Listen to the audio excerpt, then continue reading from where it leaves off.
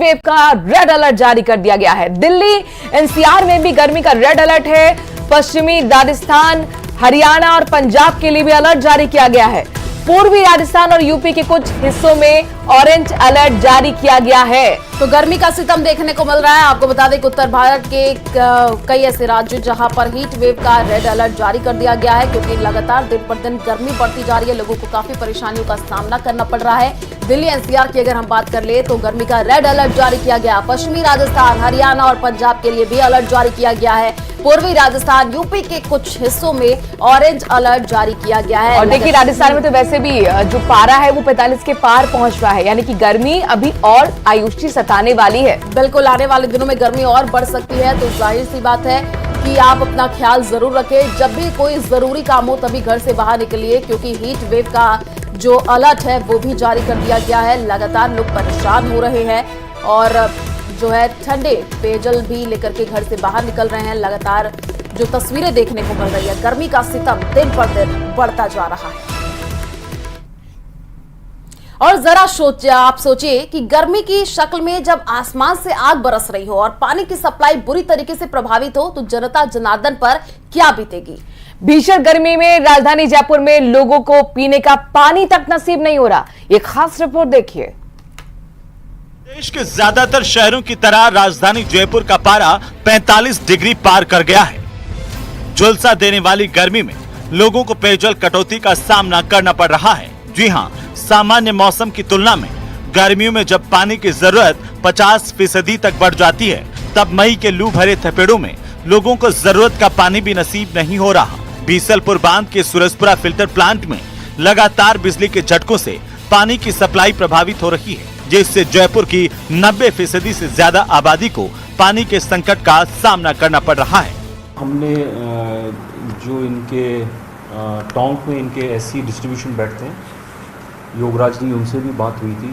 इनके ट्रांसमिशन के जो एससी है वो सवाई माधोपुर बैठते हैं। हमारे एरिया में जो लाइन है 220 kV और 130 kV की जो उनकी ट्रांसमिशन लाइन्स आ रही हैं, BL मीना जी, उनसे भी बात हुई थी। तो उन्होंने अब आश्वस्त किया है कि अब आगे भविष्य में इस तरह की कटौतियाँ नहीं होंगी। यहाँ के प्राइवेट टैंकर वालों ने लूट मचा रखी है। एक टैंकर के 600 रुपये से लेकर 1000 रुपये तक वो लेते हैं। यहाँ अवैध कनेक्शन भी हैं, उनके कारण उन्होंने अवैध कनेक्शन वालों ने मेन लाइन है उससे अपने कनेक्शन जोड़ रखे हैं। इसके कारण भी जो वैध कनेक्शन है उनमें पानी नहीं पहुँच पा रहा है। बीसलपुर बांध से पानी की आपूर्ति बाधित होने के कारण राजधानी के अधिकांश इलाकों में पेयजल समस्या गहरा गई है। और तो और मुख्यमंत्री भजनलाल शर्मा के गृह क्षेत्र सांगानेर में और उप मुख्यमंत्री दिया कुमारी के विधानसभा क्षेत्र विद्याधर नगर में भी पानी की समस्या बेहद चिंताजनक है। जलदाय विभाग 250 टैंकरों से पानी पहुंचा रहा है, लेकिन बढ़ती गर्मी को देखते हुए ये सप्लाई ऊंट के मुंह में जीरे के समान साबित हो रही है। हमारी कॉलोनी में पानी कम मात्रा में आ रहा है और आगे और भी कम है। बाहुबली, लक्ष्मी नगर, काली कोठी, प्रताप विहार, सब जगह पानी की समस्या है। पानी वैसे भी बहुत अमूल्य निधि है। बहरहाल गर्मी के चरम पर पहुंचने के साथ ही पेयजल की व्यवस्थाओं की पोल खुलकर सामने आ गई है। सरकार ने करोड़ों रुपए खर्च कर गर्मियों में पेयजल संकट को दूर करने के लिए कंटीजेंसी प्लान बनाया था, लेकिन गर्मी के परवान चढ़ते ही सरकार और जलदाय अधिकारियों का कंटीजेंसी प्लान धरा का धरा रह गया। अभी भी नौतपे की गर्मी शेष है। अगर जलदाय विभाग और बिजली विभाग ने व्यवस्थाओं में सुधार नहीं किया तो राजधानी में ही पेयजल के हाल बद से बदतर हो सकते हैं। जयपुर से न्यूज़ 18 राजस्थान के लिए राकेश शर्मा की रिपोर्ट। और देखिए, तेज होती गर्मी के मौसम में भले ही राज्य सरकार ने गर्मियों में गौवंश को बचाने के लिए एडवाइजरी जारी कर दी हो, लेकिन जयपुर की सबसे बड़ी होंगेनेशा गौशाला में गायों के लिए छांव के इंतजाम तक नहीं है। और हाल ही में गौशाला का एक वीडियो वायरल होने के बाद न्यूज़ 18 राजस्थान ने हिंगोनिया गौशाला का रियलिटी चेक किया तो सच्चाई सामने आ गई। देखिए रिपोर्ट।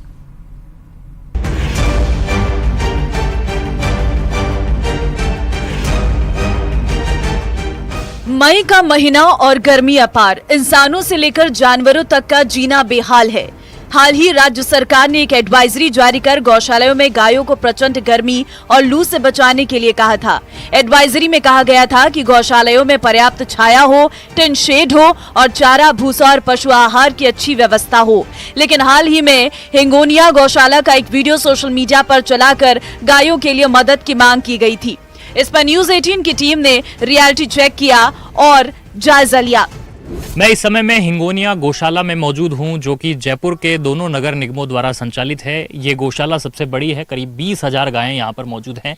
और अब जो इस तपती गर्मी में, जबकि 45 के पार तापमान जा रहा है, यहां पर इस गोवंश को इस गर्मी से बचाना भी है बड़ी चुनौती बन गया है, क्योंकि शहर में 100 से 125 गायें प्रतिदिन यहाँ पर पहुँच रही है। और कई गायें तो ऐसी है कि जो बीमार है, मरणासन है, उन गायों को यहाँ पर उपचार के लिए लाया जाता है और उसके बाद में यहाँ बाड़ों में रखा जाता है। तो बाड़े भी जो हैं वो छोटे पड़ते जा रहे हैं। आप देखिए कि जो शेल्टर हैं उसके नीचे महज 100-150 गाय आ सकती है, उसके बाहर में बाकी गायों को जो है वो खड़े यहाँ पर रहने की मजबूरी है। जयपुर के नगर निगम ग्रेटर और हेरिटेज के हिंगोनिया में गौ पुनर्वास केंद्र का संचालन श्री कृष्ण बलराम सेवा ट्रस्ट कर रही है। ट्रस्ट का यूं तो नगर निगमों की ओर से प्रति गाय सहायता राशि दी जाती है, लेकिन वो अब बढ़ती महंगाई के दौर में ऊंट के मुंह में जीरा ही साबित हो रही है और खर्चा तकरीबन 100 रुपए प्रति गाय तक पड़ जाता है।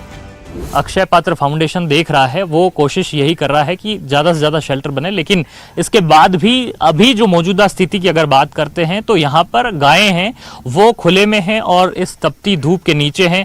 हालांकि पानी के प्रबंध उनके लिए और जो चारे के प्रबंध हैं वो यहाँ पर किए जा रहे हैं। जयपुर के दोनों नगर निगमों की ये साझा जिम्मेदारी है कि निगम की इस गौशाला पर भी फोकस किया जाए, लेकिन यहाँ आकर ऐसा महसूस होता है कि निगम ने ट्रस्ट पर अपनी जिम्मेदारी थोपकर खुद गौशाला संचालन के काम से रिश्वती कर ली है। ट्रस्ट के पास भी हर साल गौशाला बढ़ने से फीडिंग से लेकर उनके लिए जगह बनाने की कमी महसूस होती है। जब न्यूज 18 की टीम ने गौशाला प्रबंधन से बात की तो खुद उन्होंने भी इस बात को स्वीकार किया। हम 13 मई को यहाँ आए थे हमारे कुछ साथियों के साथ, तो हमने देखा कि बहुत सा गोवंश जो है खुले में, धूप में, बिल्कुल धूप में खड़ा हुआ है। और 45 डिग्री के इस टेम्परेचर में अगर धूप में उनको खुले में रखा जाएगा तो डिहाइड्रेशन होगा, बीमार होंगे और उनकी मृत्यु भी हो सकती है। तो हमने ये बात व्यवस्थापकों से बताई थी उस समय। उसके बाद 2 बाड़ों में उन्होंने परिवर्तन किया और गोवंश को थोड़ा बहुत शिफ्ट उन्होंने किया। देखिए, वर्तमान में जो गौ पुनर्वास केंद्र बना हुआ है, इसकी क्षमता 14,000 गौवंश को रखने के हिसाब से है जी, जो यहाँ पे शेड वगैरह का निर्माण है उस हिसाब से। और जो अभी वर्तमान में पशुधन की संख्या है वो 18,000 से भी अधिक है अभी। तो उसमें कोई दो राय नहीं है कि जो बचे हुए 4-5 हज़ार गौवंश है उनके लिए प्रॉपर शेड वगैरह नहीं है उसके अंदर। तो अभी बहुत तकलीफ का समय है उस चीज़। बहरहाल इस समय तेज गर्मी से हर कोई बेचैन नजर आ रहा है। फिर ऐसे में बिना छाया के लगातार खड़े रहने पर गौवंश पर भी गर्मी का बुरा असर पड़ सकता है। लेकिन यहाँ पर अभी तमाम जो परिस्थितियां हैं वो उनके सामने भी आर्थिक रूप से कहीं न कहीं सामने खड़ी हुई दिखाई देती है। कैमरा पर्सन मान सिंह के साथ महेश दाधीच, न्यूज 18 जयपुर। और सिरोही से